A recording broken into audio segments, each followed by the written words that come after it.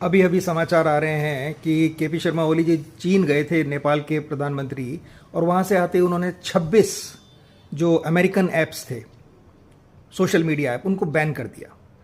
उसका बैन करने के नतीजे में आज एक बंद बुलाया गया और आज नेपाल के कई शहरों में बहुत सारे युवा जो जेन जी बोलते हैं वो लोग इकट्ठे हो गए और उन्होंने सरकार के खिलाफ एक तरह से बड़ा विद्रोह का बिगुल फूंक दिया है।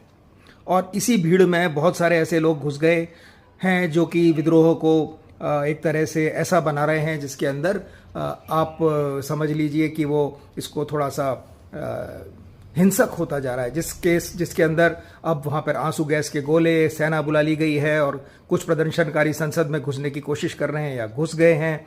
तो एक ऐसी स्थिति पैदा हो गई जो कि सोशल मीडिया के वजह से, एक्चुअली सोशल मीडिया क्या है? सोशल मीडिया एक ऐसा तरीका है जिसके माध्यम से आप जो है आपस में एक दूसरे से बात करते हैं, अपनी भावनाओं को व्यक्त करते हैं, सरकार के पक्ष में या विपक्ष में कुछ बात करते हैं और एक अपना जो गुस्सा है, भड़ास है, कुछ आपके सुझाव हैं वो पब्लिक के लिए देते हैं, कुछ एंटरटेनमेंट होता है। लेकिन धीरे धीरे ये आपके लिए एक नशा हो गया। हालांकि चीन के ऐप ऐसा बताया जाता है नेपाल में अवेलेबल हैं और ये चीन और अमेरिका के बीच का एक तरह का खींचतान है, जिसका नतीजा है कि वहाँ पर इतना बड़ा एक तरह से हिंसक प्रदर्शन जैसा चालू हो गया है। लेकिन इससे मैं दूसरा पक्ष देख रहा हूँ कि कहीं अगर मान लो भारत को इस प्रकार के ऐप को बंद करना पड़े या उनके ऊपर कुछ टैक्स लगाना पड़े और वो इसको बंद कर दें, तो हमारे देश में क्या स्थिति होगी? क्या हमारे युवाओं को भी इतना नशा हो गया है व्हाट्सएप का, फेसबुक का, ट्विटर का, इंस्टाग्राम का, कि कहीं ऐसा तो नहीं कि हम लोग भी इस ऐसी परिस्थिति को झेल नहीं पाए और सब लोग सड़क पर आ जाए?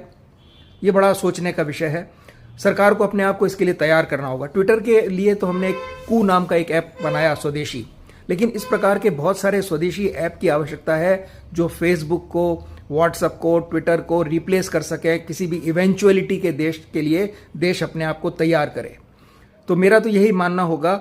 और दूसरी बात, ये एक तरह का नशा है, हालांकि नशा इस प्रकार का आपको दूर रखता है जो युवाओं की वास्तविक समस्याएं हैं उनसे, और आप बिजी रहते हैं एक तरह से।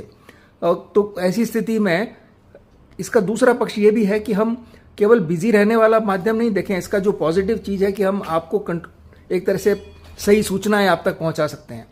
तो इस प्रकार की बातें हम और भी करेंगे, लेकिन तब तक के लिए मैं आपसे निवेदन करूंगा कि अगर आपको ये मेरा वीडियो पसंद आ रहा है तो आप ज़रूर हमें लाइक करें, सब्सक्राइब करें और इस पर बने रहें, अपने दोस्तों से शेयर करें। धन्यवाद।